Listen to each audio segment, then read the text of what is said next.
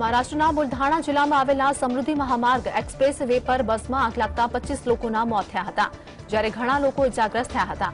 આ દુર્ઘટના બાદ ઇજાગ્રસ્તોને સારવાર માટે નજીકના હોસ્પિટલમાં દાખલ કરવામાં આવ્યા હતા. બસ યવતલમલથી પુણે જઈ રહી હતી ત્યારે મોડી રાત્રે 2 વાગ્યે આ બનાવ બન્યો હતો. આ બસમાં કુલ 32 લોકો સવારી કરી રહ્યા હતા.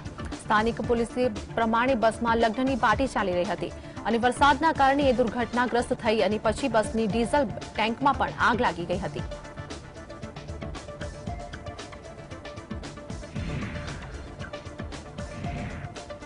અમરનાથ યાત્રા આ વખતે સંપૂર્ણપણે તમાકુ મુક્ત હશે. જમ્મુ કાશ્મીરના સ્વાસ્થ્ય વિભાગે 28 જૂને એક આદેશ જારી કર્યો છે, જેમાં રાષ્ટ્રીય તમાકુ નિયંત્રણ કાર્યક્રમ હેઠળ અમરનાથ યાત્રાને તમાકુ મુક્ત બનાવવા માટે કહેવામાં આવ્યું છે. જોકે મુસાફરીના તમામ સ્ટોપ પર તમાકુ ઉત્પાદનોના વેચાણ પર સંપૂર્ણ પ્રતિબંધ મૂકવામાં આવશે. ગાદરબલ અને અનંતનાગ જિલ્લામાં ડિસ્ટ્રિક્ટ સેલ આ કામમાં પ્રશાસનને મદદ કરશે. તેમજ અમરનાથ શ્રાઇન બોર્ડે પણ નિયમો બનાવ્યા છે, જે અંતર્ગત 2.5 કિલોમીટરના હાઈ રિસ્ક રૂટ પર શ્રદ્ધાળુઓએ હેલ્મેટ પહેરવું પડશે. ઉલ્લેખનીય છે કે આ વર્ષે 28 જૂન સુધી લગભગ 3 ને 4 લાખ લોકોએ અમરનાથ યાત્રા માટે રજીસ્ટ્રેશન કરાવ્યું છે.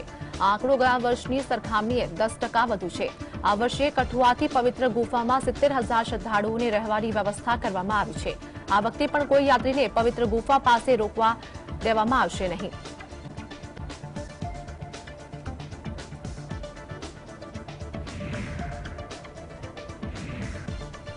દેશભરમાં ચોમાસું એડવાન્સ સ્ટેજ પર પહોંચી ગયું છે. આ અઠવાડિયે લગભગ તમામ રાજ્યોમાં વરસાદની ચેતવણી હવામાન વિભાગ દ્વારા આપવામાં આવી છે. હવામાન વિભાગના જણાવ્યા અનુસાર આગામી 24 કલાકમાં મધ્યપ્રદેશ, રાજસ્થાન સહિત 19 રાજ્યોમાં ભારે વરસાદની સંભાવના છે. જોકે દેશમાં સામાન્ય કરતાં 13% ઓછો વરસાદ થયો છે. ઉત્તર પશ્ચિમી રાજ્યોમાં સામાન્ય શ્યામવીરે કહ્યું છે કે આજે અમે અહીંથી મુસાફરોની પ્રથમ બેચને રવાના કરી રહ્યા છીએ. હું દરેકને સુખી પ્રવાસની શુભેચ્છા પાઠવું છું. મુસાફરોને તમામ સુવિધાઓનો લાભ લેવા વિનંતી કરવામાં આવી છે. અત્યારે 7,000 થી 8,000 જેટલા મુસાફરો છે. નોંધણી હજુ ચાલુ છે. સ્વયંસેવકો મદદ કરવા માટે દરેક જગ્યાએ છે. આ દરમિયાન શુક્રવારે વહેલી સવારે જમ્મુના ભગવતીનગર બેઝ કેમ્પથી 164 નાના મોટા વાહનોમાં 3,488 મુસાફરો બમ બમ ભોલે અને જય બાબા બર્ફાનીના નારા વચ્ચે પ્રથમ બેચમાં રવાના થયા હતા, જે કડક સુરક્ષા વચ્ચે બાલતાલ અને પહેલગામ બેઝ કેમ્પ પહોંચ્યા હતા. દેશભરમાંથી પધારેલા ભક્તોમાં ભારે ઉત્સાહ જોવા મળી રહ્યો છે. બાબા ભોલેના ભક્તોમાં પુરુષો, સ્ત્રીઓ, ઋષિઓ અને સાધુઓ તેમજ મંગલમુખીનો સમાવેશ થાય છે. સાધ્વી પણ બાબાના દરબારમાં હાજરી આપવા આતુર દેખાતી હતી. બાલતાલ અને પહેલગામમાં નુનવાન બેઝ કેમ્પ પહોંચતી વખતે રસ્તામાં અમરનાથ યાત્રીઓનું ઉષ્માભર્યું સ્વાગત કરવામાં આવ્યું હતું. सुनीत जी, यात्रा का पहला जत्था आप भी रवाना हो रहे हैं? हाँ जी सर, बहुत बढ़िया. ये मेरा 8 साल में दूसरी बार है. पता नहीं महादेव का बुलावा नहीं था, लेकिन आज बुलावा आ गया है. तो देख लीजिए सर, पहले जत्थे में मेरे को मौका मिल गया सर पैदल. तो कितना अच्छा उत्साह है, क्योंकि सारे लोग जा रहे हैं, अरेंजमेंट्स अच्छे हैं, बाकी फैसिलिटीज वगैरह. सर फैसिलिटीज़ के मामले में दिक्कत कुछ भी नहीं है हमारे को. यहाँ पे सारी फैसिलिटी मतलब हाथ में ही मिल रही है. ज़्यादा दूर भी हमारे को नहीं चलना पड़ रहा है. पहाटे 1:35 वाजता नागपूरवरून पुण्याला जाणारी ही जी बस आहे विदर्भ ट्रॅव्हल्सची, ही हिचा अपघात झाला आहे हायवेवर, ही समृद्धीवर. एका पोलला टक्कर लागून गाडीचा बॅलन्स. ભારતમાં સૌથી મોટી બેંકોમાં સામેલ એચડીએફસી બેંક લિમિટેડ અને હાઉસિંગ ડેવલપમેન્ટ ફાઇનાન્સ કોર્પ સાથે મર્જ કરવા જઈ રહી છે. આ વિલયની સાથે જ તે વિશ્વની મોસ્ટ વેલ્યુએબલ બેંકોમાં સામેલ થઈ જશે. આવું પહેલીવાર બનશે. આ વિલયની સાથે જ અમેરિકા તથા ચીનની બેંકો સામે એક નવો હરીફ બજારમાં આવશે, જે ટોચના સ્થાનની નજીક પહોંચી જશે. 1 જુલાઈથી એચડીએફસી અને બેંક એચડીએફસી વચ્ચે મર્જર અમલમાં આવશે. એચડીએફસી બેંક લિમિટેડ અને હાઉસિંગ ડેવલપમેન્ટ ફાઇનાન્સ કોર્પના મંજૂરની સાથે જ વિશ્વની ચોથા ક્રમની માર્કેટ કેપિટલાઇઝેશન ધરાવતી બેંક અસ્તિત્વમાં આવશે.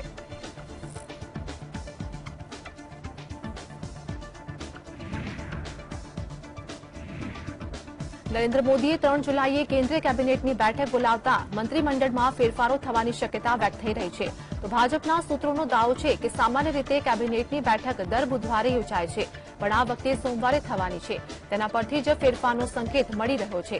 દિલ્હીના પ્રગતિ મેદાન સ્થિત કન્વેન્શન સેન્ટરમાં યોજનારી બેઠકમાં મોદી જે મંત્રીઓને પડતા મૂકવાના છે તેમને જાણ કરે તેવો તેમનો દાવો છે. સૂત્રોનો દાવો છે કે ભાજપ માટે રાજસ્થાન, મધ્યપ્રદેશ અને છત્તીસગઢ એ ત્રણેય રાજ્યો મહત્વના હોવાથી આ રાજ્યોના સાંસદોને સમાવવા માટે મોદી કેબિનેટ ફેરફાર કરશે।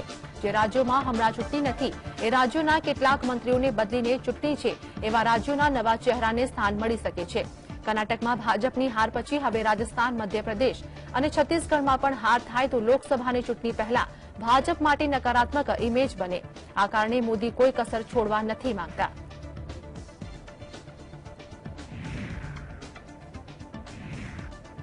ટીએમસી નેતા શત્રુઘ્ન સિન્હે શુક્રવારે જણાવ્યું છે કે પશ્ચિમ બંગાળ પંચાયતની ચૂંટણી શાંતિપૂર્ણ માહોલમાં થશે। બંગાળમાં અને ખાસ કરીને આસનસોલમાં ઉજવાતા તમામ તહેવારો શાંતિપૂર્ણ રીતે ઉજવવામાં આવે છે। આ એનડીએ અને ભાજપ સરકાર બે દિલો વચ્ચે દિવાલ બનાવવાનો પ્રયાસ કરી રહી છે। આવું ન થવું જોઈએ। આ ખોટું છે। હવે જનતા પણ સમજી ગઈ છે કે અચાનક તમે મહિલા અનામત બિલ પાસ નહીં કરી શકો। તમને 9 વર્ષ સુધી યાદ નહોતું પણ અચાનક ચૂંટણી સમયે તમે યુનિફોર્મ સિવિલ કોડની વાત કરી રહ્યા છો। जनता समझे छे कि तमे आ बधु बेरोजगारी और मोंघवारी ध्यान हटावा माटे करी रह्या छो। विभाजन जो पैदा कर रही है एनडीए की सरकार और बीजेपी की सरकार, यहाँ दो दिलों में जो दीवार पैदा करने की कोशिश कर रही है, ये नहीं होना चाहिए, गलत है। और अब जनता भी समझ चुकी है कि अचानक महिला आरक्षण बिल तो आप पास करा नहीं सके। अभी 9 साल आपको याद आया नहीं कि अचानक चुनाव की घड़ी में आप यूसीसी की बात कर रहे हैं, यूनिफॉर्म सिविल कोड की बात कर रहे हैं।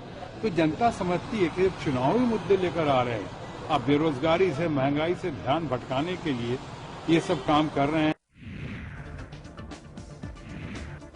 विदेश मंत्री एस जयशंकरे फरी एकवार पड़ोसी देश चीन पर निशान साध्યું છે। કોલકાતામાં યોજાયેલા ભારતીય કાઉન્સિલ ફોર કલ્ચર રિલેશન કાર્યક્રમમાં વિદેશ મંત્રીએ કહ્યું છે કે ચીન દ્વારા ભારતની સાર્વભૌમત્વનું ઉલ્લંઘન કરવામાં આવ્યું હતું, પરંતુ તેના દરેક પ્રયાસનો બદલો લેવામાં આવશે। આપણે આપણી રાષ્ટ્રીય સુરક્ષાને મજબૂત કરવી જોઈએ। પશ્ચિમી દળોએ ભારત અને પાકિસ્તાન વચ્ચેના જમ્મુ અને કાશ્મીરના મુદ્દામાં દખલ કરવાનો પ્રયાસ કર્યો હતો।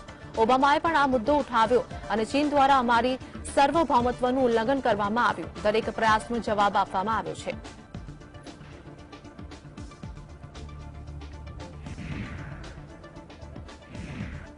વડાપ્રધાન નરેન્દ્ર મોદીએ જ્યારથી યુનિફોર્મ સિવિલ કોડનો ઉલ્લેખ કર્યો ત્યારથી તેની ચર્ચા ચાલી રહી છે। આ બધાની વચ્ચે સૂત્રોને ટાંકીને માહિતી સામે આવી છે કે મોદી સરકાર ચોમાસુ સત્રમાં સમાન નાગરિક સંહિતા એટલે કે યુસીસીનો પ્રસ્તાવ લાવી શકે છે।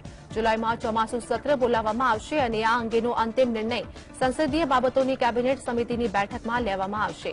सूत्रों पासेथी प्राप्त माहिती अनुसार केन्द्र सरकार वती समान नागरिक संहिताना बिलने संसदीय स्थायी समितिने मोकलवामां आवी शके छे, तो आ अंगे तमाम हितधारको पासेथी तेमना मंतव्यो मांगवामां आवशे। ચોમાસા સત્રમાં યુનિફોર્મ સિવિલ કોડ યુસીસીની રજૂઆત સંસદમાં રાજકીય હોબાળો મચાવશે। જ્યારથી પીએમ મોદીએ યુસીસીનો ઉલ્લેખ કર્યો છે ત્યારથી કોંગ્રેસ સહિત તમામ વિપક્ષી પાર્ટીઓ સતત ભાજપ પર પ્રહારો કરી રહી છે।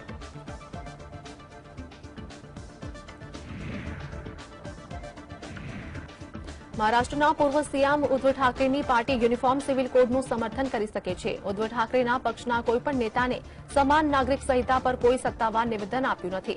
ઉદ્ધવ ઠાકરેની પાર્ટી જો બિલને સંસદમાં લાવવામાં આવશે તો તેને સહકાર આપશે। બાબા સાહેબ ઠાકરેના 3 મહત્વના સપના હતા, તેમાં અયોધ્યામાં રામ મંદિર, કાશ્મીરમાંથી 370 હટાવવા અને દેશમાં સમાન નાગરિક સંહિતાનો અમલ થવો જોઈએ। તો સરકારમાં સંસદમાં ચોમાસુ સત્ર દરમિયાન યુનિફોર્મ સિવિલ કોડ બિલ લાવી શકે છે।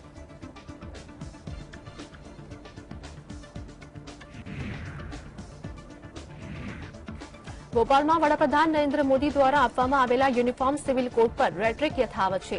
તો આ દરમિયાન શનિવારે એઆઈએમઆઈએમના વડા અસુદ્દીન ઓવૈસી પીએમ મોદીને યુસીસી સંબંધિત ઘણા સવાલ કર્યા હતા। સાંસદ અસુદ્દીન ઓવૈસીએ જણાવ્યું હતું કે પીએમ મોદી કહે છે કે મુસ્લિમોનું એક જૂથ પસમંદા મુસ્લિમોને આગળ વધવા નથી દેતું, પરંતુ સત્ય એ છે કે બધા મુસ્લિમ ગરીબ છે।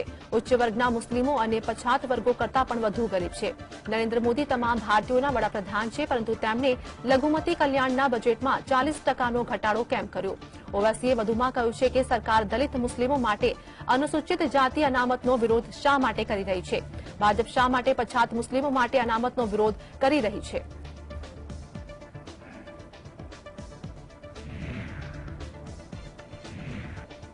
ઉત્તરાખંડ સરકારે યુનિફોર્મ સિવિલ કોડનો મુદ્દો તૈયાર કરવા માટે સર્વોચ્ચ અદાલતના નિવૃત્ત ન્યાયાધીશની અધ્યક્ષતામાં સમિતિની રચના કરી હતી। નિવૃત્ત ન્યાયાધીશ રંजना प्रकाश देसाईએ જાહેરાત કરી હતી કે ઉત્તરાખંડ સરકાર માટે યુનિફોર્મ સિવિલ કોડનો મુદ્દો તૈયાર થઈ ગયો છે। નિષ્ણાતોની સમિતિનો અહેવાલ અને મુદ્દો પ્રેસમાં છાપવા માટે જશે અને પછી ઉત્તરાખંડ સરકારને સોંપાશે। The committee has painstakingly taken into account all shades of opinions and looked into the various statutes and uncodified laws, including the statutory framework in select countries. Besides, the committee has tried to understand the finer nuances of the various customary practices that prevail in different parts of the state. It gives me immense pleasure to inform you that the drafting of the proposed Uniform Civil Code of Uttarakhand is now complete. Congress નેતા રાહુલ ગાંધીએ હિંસાગ્રસ્ત મણિપુરમાં રાહત કેમ્પની મુલાકાત લીધા બાદ રાજ્યપાલની મુલાકાત લીધી હતી. રાજ્યપાલની મુલાકાત બાદ રાહુલ ગાંધીએ જણાવ્યું હતું કે મણિપુરમાં શાંતિની જરૂર છે. હું મણિપુરમાં શાંતિ સ્થાપવા માંગુ છું. મેં કેટલાક રાહત કેમ્પોની મુલાકાત લીધી હતી. મને રાહત કેમ્પોમાં ઘણી અછત હોય તેવું લાગ્યું. તો સરકારે મણિપુરના લોકો માટે કામ કરવું જોઈએ.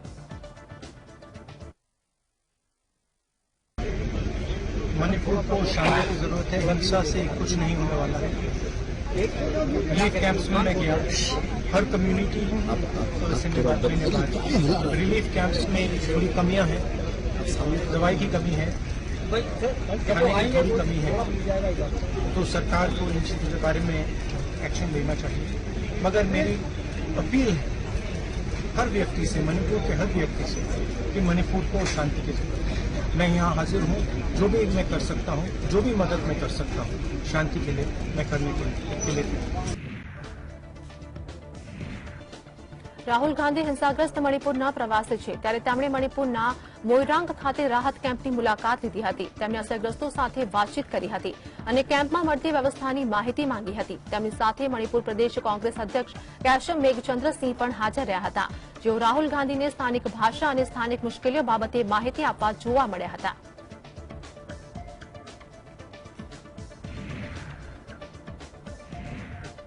પૂર્વોત્તર રાજ્યના મણિપુરમાં ચાલી રહેલી હિંસા વચ્ચે રાજ્યના સીએમ એન બિરેન સિંહ ટ્વીટે કરીને સ્પષ્ટ કર્યું છે કે તેઓ મુખ્યમંત્રી પદ પરથી રાજીનામું નહીં આપે. અગાઉ ઘણી મહિલાઓએ મણિપુરના મુખ્યમંત્રી એન બિરેન સિંહના રાજીનામાનો પત્ર ફાડી નાખ્યો હતો. તેમને જણાવી દઈએ કે મુખ્યમંત્રી એન બિરેન સિંહનો ઇમ્ફાલમાં રાજભવન જઈને રાજ્યપાલ અનુસુયા ઉકેઈને મળવાનો પ્લાન હતો. આ બેઠક દરમિયાન તેઓ રાજ્યપાલને રાજીનામું સોંપવાના હતા. એન બિરેન સિંહ શુક્રવારે સવારે ગવર્નર હાઉસ જવા રવાના થયા હતા. આ દરમિયાન કેટલીક મહિલા સમર્થકોએ રાજભવનની બહાર રોડ બ્લોક કરી દીધો હતો અને મુખ્યમંત્રીના કાફલાને આગળ જવા દીધા ન હતા. આ પછી કેટલીક મહિલા સમર્થકોએ તેમનું રાજીનામું ફાડી નાખ્યું અને રાજીનામું ન આપવા વિનંતી કરી.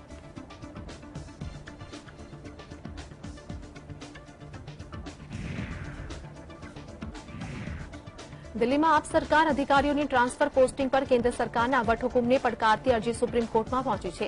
કેન્દ્ર સરકારે દિલ્હીમાં ગ્રુપે અધિકારીઓની બદલી માટે અને તેમની સામે શિસ્તભંગના પગલા માટે નેશનલ કેપિટલ પબ્લિક સર્વિસ ઓથોરિટીને લઈને વટહુકુમ બહાર પાડ્યો હતો.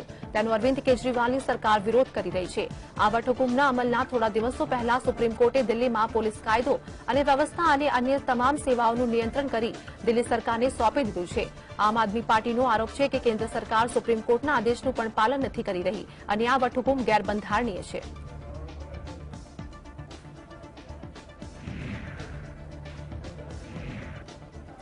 એમસીપી કાર્યકર્તા અધ્યક્ષ સુપ્રિયા સુલે પત્રકાર પરિષદમાં ભાજપ પર કટાક્ષ કર્યા હતા. સુપ્રિયા સુલેના કહેવા પ્રમાણે 2019માં ટૂંકા ગાળાની સરકારની રચનાને લઈને બંને પક્ષો વચ્ચે શાબ્દિક યુદ્ધ થયું હતું. ભાજપ પાસે ના તો રાજ્ય માટે અને ના તો દેશ માટે કોઈ દ્રષ્ટિકોણ છે. પત્રકારો સાથે વાત કરતા સુલે કહ્યું છે કે મને ખુશી છે કે કેન્દ્ર અને રાજ્યની રાજનીતિ મારા પિતા અને ભાઈની આસપાસ ફરે છે. તે સહિત તેમણે દેવેન્દ્ર ફડણવીસ પર નિશાન સાધતા કહ્યું છે કે મોંઘવારીને ઘટાડવા અને મહિલાઓની સુરક્ષા માટેના નિર્ણયો લેવા તેમની પાસે સમય જ નથી. ફડણવીસે તાજેતરમાં કહ્યું હતું કે શરદ પવાર છેલ્લી ચૂંટણી પછી ભાજપ સામે સરકાર બનાવવા માટે તૈયાર હતા, પરંતુ પછી પાછા ફર્યા.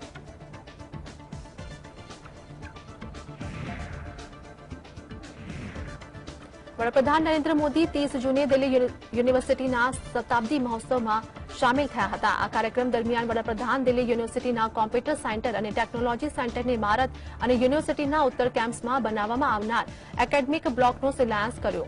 આ સમયે વડાપ્રધાને જણાવ્યું છે કે આપણી શિક્ષણ સંસ્થાઓએ વિશ્વમાં પોતાની આગવી ઓળખ બનાવી રહી છે. તેની પાછળ સૌથી મોટી માર્ગદર્શક શક્તિ ભારતની યુવા શક્તિ છે. એક સમય હતો જ્યારે વિદ્યાર્થીઓ કોઈપણ સંસ્થામાં પ્રવેશ પહેલા પ્લેસમેન્ટને જ પ્રાથમિકતા આપતા હતા. યુવા હવે કંઈ નવું કરવા માંગે છે. 2014 પહેલા દેશમાં થોડાક સ્ટાર્ટઅપ હતા. હવે ભારતમાં સ્ટાર્ટઅપ્સની સંખ્યા 1 લાખને વટાવી ગઈ છે. દિલ્હી યુનિવર્સિટીનો ઇતિહાસ ખાસ છે. તે માત્ર યુનિવર્સિટી નથી પરંતુ એક આંદોલન છે. આ યુનિવર્સિટીએ તેના લાંબા ઇતિહાસમાં દરેક ચળવળ જીવી છે.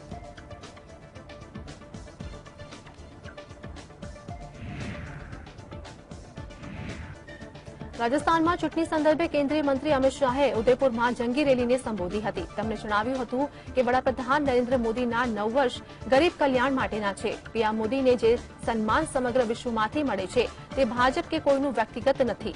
સન્માન ભારતના સમગ્ર 130 કરોડની જનતાનું છે.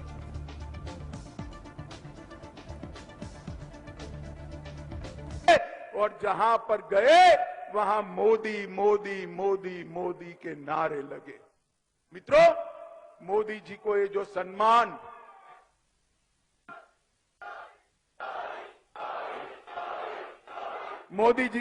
सम्मान समग्र विश्व में मिल रहा है, ये मोदी जी का सम्मान नहीं, ये भारतीय जनता पार्टी का सम्मान नहीं है.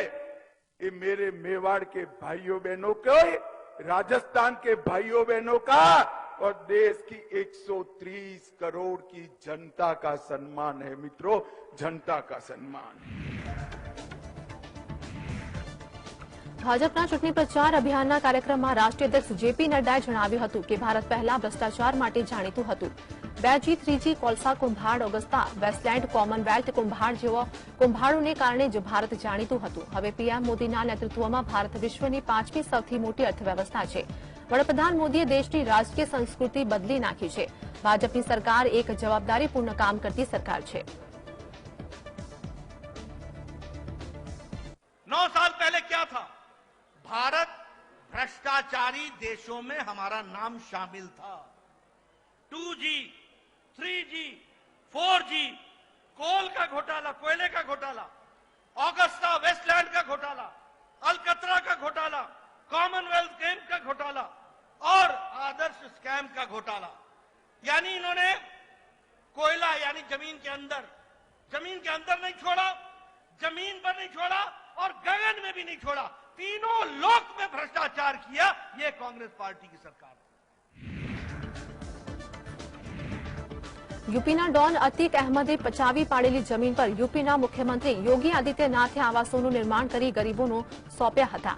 પ્રયાગરાજ ખાતે 76 ફ્લેટોનું નિર્માણ કરીને ગરીબોને ચાવી સોંપી હતી. આ ગરીબો પાસે પહેલા રહેવા માટે કોઈ મકાન ન હતું. ગરીબ લોકોએ મકાન મળતા યોગી આદિત્યનાથ અને નરેન્દ્ર મોદીનો આભાર માન્યો હતો. बहुत अच्छा लग रहा है. कल्पना भी नहीं कर सकते थे कि हमारा अपना खुद का मकान बनेगा. और आज के युग में तो आप खुद ही जानते महंगाई कितनी है. हमने कभी सोचा ही नहीं था कि जीते जी हमारा मकान खुद का होगा.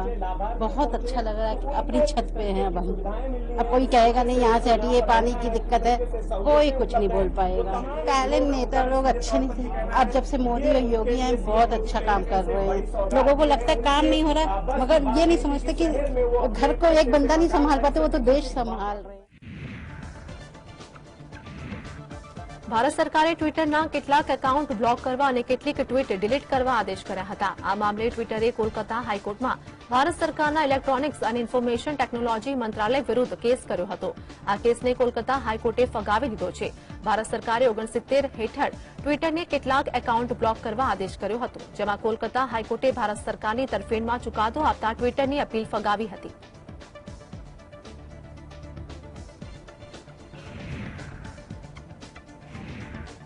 દિલ્હી મેટ્રો રેલ કોર્પોરેશન ડીએમઆરસીના મોટો નિર્ણય લીધો છે. ડીએમઆરસીએ મુસાફરોને દારૂની 2 બોટલ સાથે મુસાફરી કરવાની મંજૂરી આપી છે. તો ડીએમઆરસીએ એક સત્તાવાર નિવેદનમાં કહ્યું છે કે દિલ્હી મેટ્રોના નિયમોમાં ફેરફાર કરવામાં આવ્યો છે. એરપોર્ટ એક્સપ્રેસ લાઇનની જોગવાઈઓ મુજબ હવે દિલ્હી મેટ્રોમાં વ્યક્તિ દીઠ દારૂની 2 સીલબંધ બોટલની મંજૂરી છે. સીઆઈએસએફ અને ડીએમઆરસી અધિકારીઓની સમિતિએ અગાઉના આદેશની સમીક્ષા કરી છે. અગાઉના આદેશ મુજબ દારૂની સીલબંધ બોટલને એરપોર્ટ લાઇન પર જ લઈ જવાની મંજૂરી હતી. બાકીની લાઇનો પર પ્રતિબંધ હતો. હવે નવો ઓર્ડર તમામ મેટ્રો લાઇન પર લાગુ થશે, જો કે મેટ્રો પરિસરમાં દારૂ પીવા પર પ્રતિબંધ રહેશે.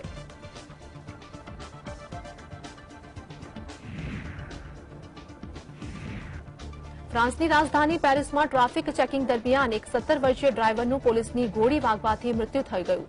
આ ઘટના બાદ સતત 3 દિવસથી અહીં હિંસક પ્રદર્શનો થઈ રહ્યા છે અને એક પછી એક લોકોની ધરપકડ પણ થઈ રહી છે. ફ્રાન્સના ગૃહમંત્રી ગેરાલ્ડ ડાર્મિનીને ટ્વીટ કરીને એમ પણ દાવો કર્યો છે કે આખી રાત પ્રદર્શનકારીઓએ સમગ્ર દેશમાં શાળાઓ, ટાઉન હોલ અને પોલીસ સ્ટેશનનો નિશાન બનાવ્યા હતા. છેલ્લી 2 રાતોથી ફ્રાન્સના અલગ અલગ શહેરોમાં પ્રદર્શનકારીઓ દ્વારા મોટા પાયે આગ લગાડવાની ઘટનાઓ થઈ છે, જેમાં અનેક સરકારી ઇમારતો નષ્ટ થઈ ગઈ છે.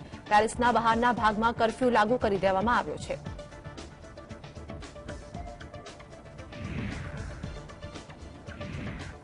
ચીનના રાષ્ટ્રપતિ શી જિનપિંગ આગામી સપ્તાહે ભારતની અધ્યક્ષતામાં યોજનારી એસસીઓ એટલે કે શાંઘાઈ કોર્પોરેશન ઓર્ગેનાઇઝેશનની બેઠકમાં ભાગ લેશે. શી જિનપિંગ આ બેઠકમાં વર્ચ્યુઅલ રીતે જોડાશે. ચીને તેની સત્તાવાર રીતે જાહેરાત કરી છે. ચીનના વિદેશ મંત્રાલયે એક નિવેદનમાં કહ્યું છે કે વડાપ્રધાન નરેન્દ્ર મોદીના આમંત્રણ પર રાષ્ટ્રપતિ શી જિનપિંગ વિડીયો કોન્ફરન્સિંગ દ્વારા 23મી એસસીઓ કાઉન્સિલના અધ્યક્ષોની બેઠકમાં ભાગ લેશે. હાલ ભારત અને ચીન વચ્ચે સરહદ વિવાદને કારણે બંને દેશોના સંબંધોમાં તણાવ છે.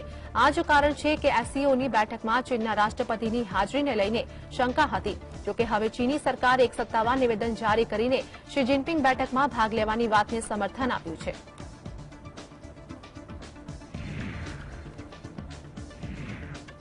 પાકિસ્તાનના વડાપ્રધાન શહબાજ શરીફ વિડીયો કોન્ફરન્સિંગ દ્વારા ભારતમાં યોજનારી એસસીઓ એસસીની 23મી બેઠકમાં ભાગ લેશે. આ બેઠક 4 જુલાઈ 2023ના રોજ આયોજિત કરવામાં આવશે. પાકિસ્તાનના વિદેશ મંત્રાલયે જણાવ્યું હતું કે એસસીઓ આ વર્તમાન અધ્યક્ષ તરીકે ભારતના વડાપ્રધાનને પાકિસ્તાનના વડાપ્રધાને એસસીઓ CHS બેઠકમાં ભાગ લેવાનું આમંત્રણ આપ્યું હતું.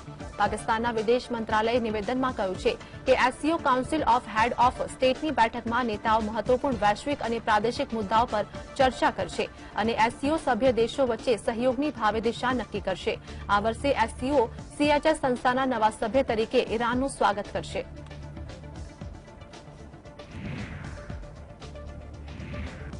કંગાળ પાકિસ્તાને IMF આગળ કરેલી કાલરૂધિઓ આખરે કામ કરતી નથી. હવે IMF ઇન્ટરનેશનલ મોનેટરી ફંડ દ્વારા હવે પાકિસ્તાનને $3 અબજ મદદ કરવાની જાહેરાત કરવામાં આવી છે.